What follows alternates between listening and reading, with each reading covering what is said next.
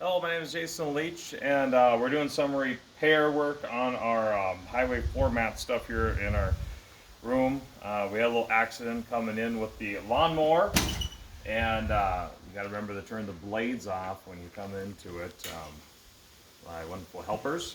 And if you don't, it will suck in the mat, just like this. So we actually have already started working on this right now, but this is what it looks like. Thankfully, the mower got stopped real quick. Actually, the twisting up in it is going to stop your mower probably, so it's not going to get that bad. It shouldn't ruin the hubs and stuff. So if you just backspin the blade real slowly, it will unwind, and actually unwind really well.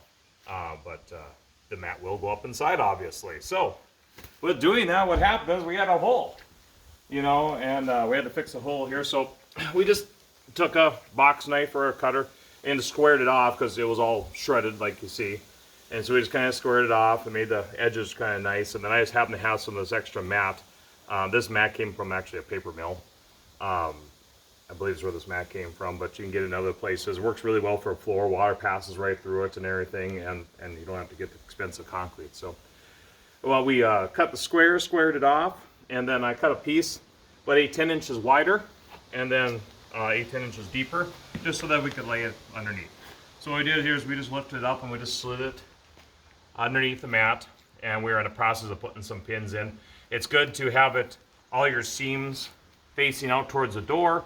We found you think stuff would blow in, but not really. What is it though is when we clean the shed, if you have it laying the other direction, everything will just go underneath the tarp and it gets to be a pain in the butt. So make sure you lay your seams so that when you're sweeping out, everything flows over the top of the tarp so you can sweep it out and not go underneath the tarp. So that's why it's laying the way it is. After that, we're just securing it with some pins and stuff and fasteners, kind of making sure the bubbles and everything get out. So we kind of start on the side here, and we're going to do a few of them here. So here I got a little seam. We had a bubble in here, so I had to cut the seam out so you can see it is kind of overlapping just a hair. You're going to have a couple pieces you got to go through. Hopefully we won't hit ourselves on camera, huh? Oh, then there's a rock. Oh boy, went right into a rock. Alright, well, we'll just slide it over just here.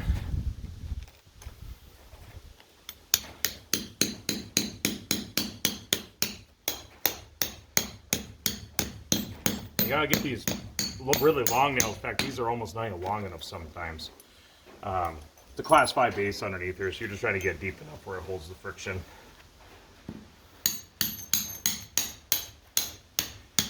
I'm just doing it on either side of the seam so that the seam doesn't lift up to get into anything else right there. And let's see here, I'm gonna put my nails here.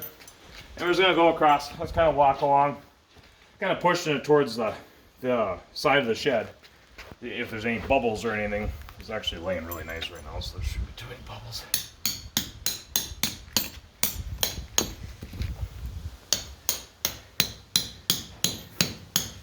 There's a rock. Power through that rock. And we got one more.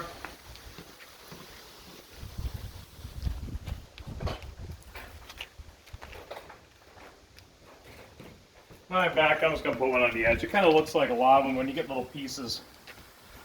You got to have a bunch of them in here just to get laid down. In fact, I probably don't even need one this edge, actually. I might just skip that one. It'll get to a point you can see that, although this mat's really nice, it's a great alternative to concrete.